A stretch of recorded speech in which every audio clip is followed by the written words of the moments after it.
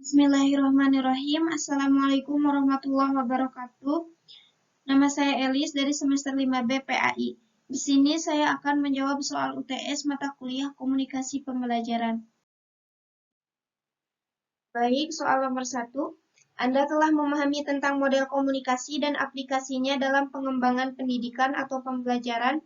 Terdapat beberapa model komunikasi yang dapat diaplikasikan dalam proses pembelajaran, yaitu model mekanistik, model interaksional, model psikologis, dan model pragmatis. Soal nomor 1 ini dibagi ke dalam 3 pertanyaan, yaitu pertanyaan A, B, dan C. Pertanyaan bagian A. Pilihlah satu kompetensi dasar pada mata pelajaran pendidikan agama Islam atau PAI pada jenjang tertentu, kemudian buatlah skenario pembelajaran berdasarkan keempat model komunikasi tersebut. Jawab. Skenario pembelajaran. Mata pelajaran fikih Satuan Pendidikan Madrasah Ibtidaiyah, kelas 3 semester 1, waktu 1 kali 35 menit. A. Kompetensi dasar, mengetahui niat dan tata cara sholat Jumat dengan benar. B. Hasil belajar, siswa mampu mengaplikasikannya di rumah dan ketika sholat Jumat di masjid. C. Indikator hasil belajar, mengetahui niat dan tata cara sholat Jumat dengan benar, menuliskan niat sholat Jumat dengan benar, menghafal niat sholat Jumat, menyebutkan niat dan tata cara sholat Jumat, dan mengaplikasikan tata cara sholat Jumat di masjid setiap hari Jumat. D. Skenario pembelajaran. Pendahuluan, pengorganisasian kelompok kecil untuk membangkitkan motivasi belajar siswa, guru menunjukkan niat dan tata cara sholat Jumat di kelas dan murid menyebutkannya. Kegiatan inti, guru menyuruh siswa untuk menyebutkan tata cara sholat Jumat yang ditunjukkan oleh guru. Salah seorang siswa menyebutkan semua tata cara sholat Jumat yang telah disampaikan guru. Penutup, guru mengajukan pertanyaan untuk menguji pemahaman siswa. Guru memberikan motivasi agar tata cara sholat Jumat yang telah diajarkan dan dihafal siswa dapat diaplikasikan dalam kehidupan sehari-hari. E. Alat dan bahan, peralatan sholat dan ruangan yang luas. F. Penilaian performa, pengamatan pada saat siswa melakukan sholat Jumat pada hari Jumat di masjid dekat rumah dengan temannya. Tes lisan, tanya jawab tentang kegiatan yang baru dilakukan siswa sesuai dengan indikator kompetensi yang akan dicapai dalam pembelajaran dan tes tulis. Pertanyaan bagian B. Menurut saudara, model komunikasi mana yang efektif digunakan dalam proses pembelajaran? Kemudian berikan penjelasannya dihubungkan dengan teori belajar yang sudah saudara ketahui. Jawab. Menurut saya, model interaksional sangat ideal atau efektif digunakan dalam pembelajaran di kelas. Alasannya, karena model interaksional memungkinkan adanya interaksi dalam kelas baik antara siswa dengan guru ataupun siswa dengan siswa itu sendiri dan siswa dengan lingkungannya. Maka proses pembelajaran akan terasa lebih hidup, dan siswa pun akan merasa puas atas semua pertanyaan dan jawaban dari guru yang dirasa belum dimengerti. Maka model interaksional perlu ada dalam pembelajaran. Dengan model ini, pembelajaran dimungkinkan. Yang pertama, terjadi feedback atau umpan balik. Yang kedua, komunikasi berlangsung dua arah dari pengirim dan kepada penerima dan dari penerima kepada pengirim. Dan yang ketiga, dalam perspektif interaksionalisme, seorang individu merupakan suatu penggabungan antara individualisme dan masyarakat. Artinya, individu yang menggabungkan potensi kemanusiaannya melalui interaksi sosialnya. Pertanyaan bagian C. Media komunikasi yang bagaimana yang dapat digunakan sebagai saluran penyampaian pesan agar noise dalam proses pembelajaran dapat diminimalisir? Sebelum mendapatkan apa media komunikasi yang digunakan untuk penyampaian pesan agar noise dalam proses pembelajaran dapat diminimalisir, yaitu kita sebagai pengajar harus mengupayakan hal-hal sebagai berikut. Pertama, hangat dan antusias. Guru yang hangat dan akrab pada anak didik selalu menunjukkan antusias pada tugasnya atau pada aktivitasnya akan berhasil dalam mengimplementasikan pengelolaan kelas. Yang kedua, tantangan. Penggunaan kata-kata, tindakan, cara kerja, atau bahan-bahan yang menantang akan meningkatkan gairah siswa untuk belajar sehingga mengurangi kemungkinan munculnya tingkah laku yang menyimpang. Yang ketiga, bervariasi. Penggunaan alat atau media, gaya mengajar guru, pola interaksi antara guru dan anak didik akan mengurangi munculnya gangguan dan meningkatkan perhatian siswa. Kevariasian ini merupakan kunci untuk tercapainya pengelolaan kelas yang efektif dan menghindari kejenuhan. Yang keempat, keluasan. Keluasan tingkah laku guru untuk mengubah strategi mengajarnya dapat mencegah kemungkinan munculnya gangguan siswa serta menciptakan iklim belajar mengajar yang efektif. Keluasan pengajaran dapat mencegah munculnya gangguan seperti keributan siswa, tidak ada perhatian, tidak mengerjakan tugas, dan sebagainya. Yang kelima, penekanan pada hal-hal yang positif. Penekanan pada hal-hal yang positif yaitu penekanan yang dilakukan guru terhadap tingkah laku siswa yang positif daripada mengemeli tingkah laku yang negatif. Penekanan tersebut dapat dilakukan dengan pemberian penguatan yang positif dan kesadaran guru untuk menghindari kesalahan yang dapat mengganggu jalannya proses belajar mengajar. Dan yang keenam, penanaman disiplin diri.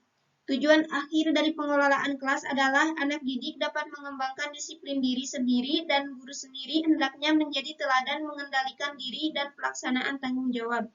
Jadi, guru harus disiplin dalam segala hal bila ingin anak didiknya juga ikut berdisiplin dalam segala hal. Nah, setelah hal di atas dapat dilaksanakan, media komunikasi yang digunakan untuk penyampaian pesan agar noise dalam proses pembelajaran dapat diminimalisir, yaitu media harus memiliki yang pertama, interaktivitas. Pemilihan media harus mempertimbangkan aspek kemudahan dalam berkomunikasi. Media yang baik adalah yang dapat memunculkan komunikasi dua arah atau interaktivitas. Setiap kegiatan pembelajaran yang kita kembangkan tentu saja memerlukan media yang sesuai dengan tujuan pembelajaran tersebut. Yang kedua, organisasi.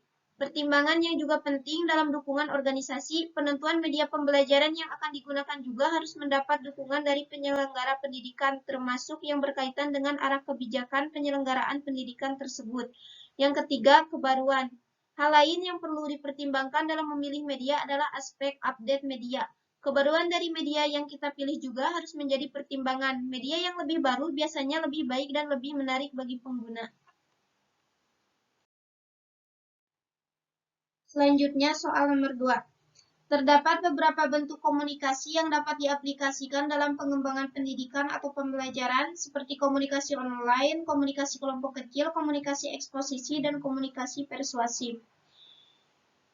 Soal nomor 2 ini juga dibagi ke dalam 3 pertanyaan lagi, yaitu pertanyaan A, B, dan C. Pertanyaan bagian A. Jelaskan secara konseptual keempat bentuk komunikasi tersebut. Jawab. Yang pertama, komunikasi online. Sesuai dengan namanya, komunikasi online merupakan perpaduan konsep dari komunikasi dan online itu sendiri.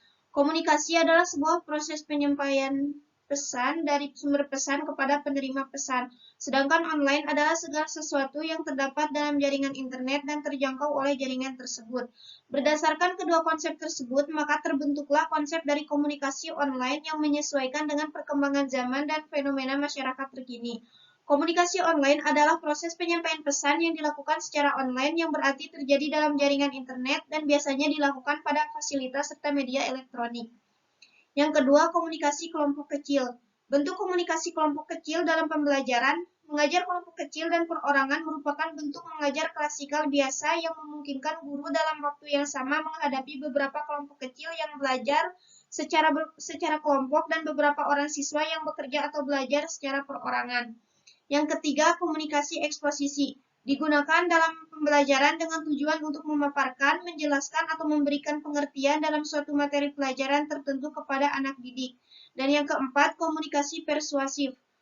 Komunikasi persuasif adalah komunikasi yang bertujuan untuk merubah atau mempengaruhi kepercayaan, sikap, dan perilaku seseorang sehingga bertindak sesuai dengan apa yang diharapkan oleh komunikator atau pendidik. Pada tahap ini, guru mulai membangun suasana dengan komunikasi verbal dengan cara menyapa terlebih dahulu dan diikuti pertanyaan-pertanyaan yang dilakukan sebagaimana umumnya dengan tujuan mendapatkan respon empati dari siswa. Pertanyaan bagian B. Bagaimana implementasinya bentuk-bentuk komunikasi tersebut dalam suatu proses pembelajaran? Jawab. Yang pertama, tidak membanding-bandingkan. Dengan tidak membanding-bandingkan siswa, tetapi berusaha untuk memberikan kontribusi yang baik pada masing-masing individu, itulah komunikasi pembelajaran yang efektif bisa terwujud dengan baik. Yang kedua, memerhatikan apa yang dikatakan oleh lawan bicara. Yang ketiga, mencoba untuk memahami dan tidak berkomentar. Dengan mencoba untuk memahami dan tidak langsung mengomentari, terutama dengan nada atau kesan yang menggurui, merupakan suatu bentuk upaya untuk bisa melakukan komunikasi dengan efektif pada siswa didik. Ini adalah salah satu contoh komunikasi langsung yang baik pada siswa didik. Yang selanjutnya mencoba untuk memahami seutuhnya. Oleh karena itulah, agar komunikasi yang efektif bisa berjalan, dibutuhkan suatu upaya untuk memahami terlebih dahulu pesan dan juga maksud yang dibuat oleh komunikan atau lawan bicara kita. Selanjutnya, tidak menilai. Sebaiknya penilaian disimpan oleh sang guru atau bila pun harus diutarakan, dicari waktu yang tepat beserta sasaran dan juga bantuan terhadap sang murid. Selanjutnya, tidak menasehati terlalu cepat. Selanjutnya, tidak merasa selalu benar. Salah satu bentuk penerapan komunikasi yang efektif adalah dengan menyampaikan pesan tanpa adanya perasaan superior atau perasaan selalu benar. Selanjutnya, fokus pada topik pembicaraan. Karena berpindah-pindah topik alias tidak fokus pada satu topik tertentu akan membuat pembelajaran yang dilakukan terasa tidak efektif dan juga membosankan, khususnya bagi para siswa yang memiliki posisi sebagai pihak yang menjadi komunikan dalam komunikasi pembelajaran tersebut. Selanjutnya, menghadirkan suasana yang nyaman. Menyampaikan pesan dengan orientasi untuk membuat siswa merasa nyaman dengan lingkungan pembelajaran yang dia miliki merupakan salah satu bentuk komunikasi pembelajaran yang efektif. Selanjutnya, menggunakan bahasa yang mudah ditangkap dan dimengerti. Selanjutnya, menyampaikan dengan bahasa nonverbal yang sesuai. Selanjutnya, beradaptasi dengan keadaan komunikan. Selanjutnya, menggunakan sarana atau media yang membantu. Dan itulah beberapa bentuk implikasi bentuk komunikasi pembelajaran yang efektif dan bisa diterapkan dalam konteks pembelajaran. Tentunya para guru harus benar-benar memahami bentuk komunikasi pembelajaran yang efektif agar mereka bisa mengajar siswanya dengan baik dan benar.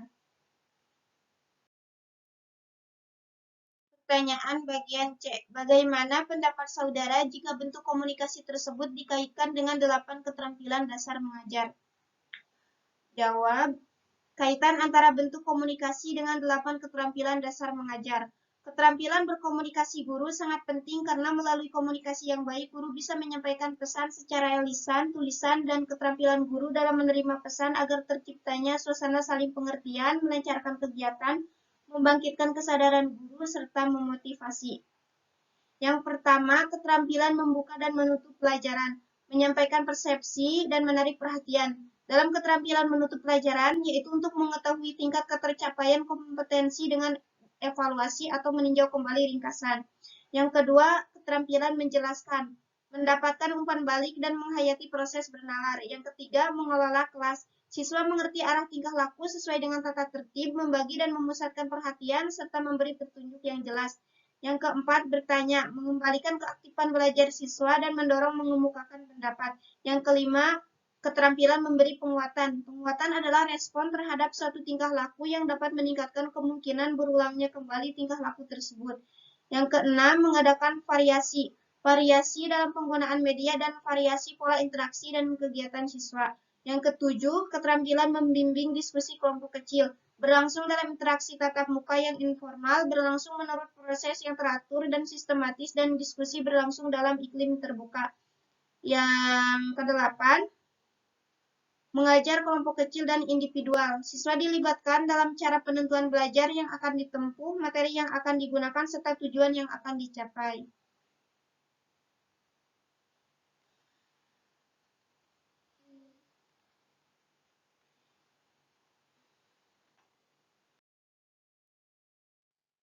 Dicukupkan sekian jawaban yang dapat saya sampaikan. Mohon maaf dari kesalahan dan kekurangannya. Wassalamualaikum warahmatullahi wabarakatuh.